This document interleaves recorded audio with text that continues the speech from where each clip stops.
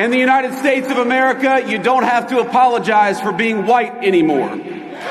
If you are white, you are not personally to blame for the racial injustices in this country.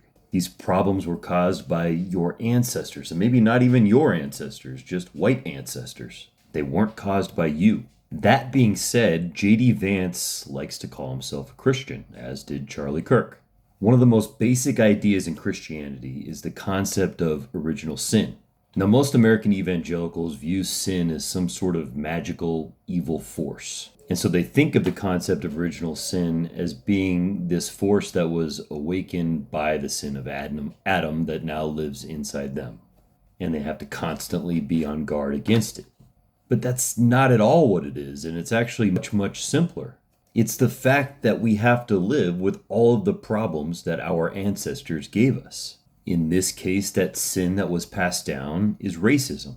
That doesn't mean that if you are white, you are racist. It means that racist institutions and structures were put in place, and we have to live with the consequences of those structures. So if you are white, you are born inside of a structure that was created for you by white people of the past. And the same goes for marginalized communities. Conservatives like to phrase this as white guilt, and they use it to describe what motivates white people on the left. But guilt assumes responsibility. Now here there is responsibility, but it's not going back in time. You wake up in this world, and at some point you develop enough of an awareness to make a choice. You can either work to fix these original sins through loving actions and egalitarian public policies, which is of course what Jesus would do, by the way, or you can stay inside of pride and selfishness like J.D. Vance, living life as if every complaint from a marginalized community is about you personally.